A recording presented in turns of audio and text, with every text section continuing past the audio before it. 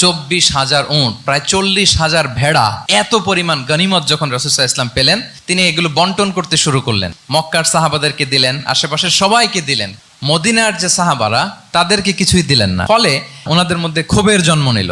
ক্ষোভ থেকে ওনারা সমালোচনা করতে আরম্ভ করলেন আল্লাহ রাসূল সাল্লাল্লাহু আলাইহি ওয়াসাল্লামের। এবং সমালোচনা করতে করতে এটা এমন পর্যায়ে চলে গেল, এক পর্যায়ে তারা বলতে আরম্ভ করলো যে আমরা ওনার জন্য জান দিলাম, জীবন দিলাম, আজকে উনি এত সম্পদ পেয়ে সব নিজ এলাকার লোকদের মাঝে বন্টন করে দিল, এটা কি ঠিক করলো উনি? রাসূল সাল্লাল্লাহু আলাইহি ওয়াসাল্লাম ওনাদেরকে দিতে বাধ্য ছিলেন, এটা যেহেতু দেন নাই, আল্লাহ তার রাসূলকে ক্ষমা করুক, এরকম একটা কথা তারা বলে ফেললেন। এটা তো অনেক বড় কথা। আল্লাহ রাসূল সাল্লাল্লাহু আলাইহি ওয়া আলিহি ওয়াসাল্লাম যখন এই কথা শুনলেন, তিনি সবাইকে ডেকে বললেন, ইয়া মাআশারাল আনসার, যে ওহে আনসাররা, আমি কি তোমাদেরকে পথভ্রষ্ট পাইনি, পথহারা পাইনি?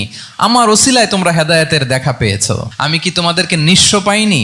আমার ওসিলায় তোমরা সমৃদ্ধ হয়েছে, সম্পদশালী হয়েছে। আমি কি তোমাদেরকে যুদ্ধরত অবস্থায় পাইনি? তোমরা তো ফাইট করতেছিলে ইচ আদার। আমি যে তোমাদের মধ্যে সম্প্রীতি আর ভালোবাসার মেলবন্ধনে তোমাদেরকে একত্রিত করে দিলাম। আর দুনিয়ার সামান্য কিছু জিনিসের কারণে তোমরা মনে কষ্ট পাচ্ছ, যেটা দিয়ে আমি কিছু মুসলিমদের হৃদয়কে আকৃষ্ট করছিলাম, আর তোমাদেরকে তোমাদের ইসলামের উপরই আমি ছেড়ে দিয়েছি। আমি জানি আমার আনসাররা, তাদের হৃদয়ে যে ইসলাম আছে এটাই তাদের জন্য যথেষ্ট।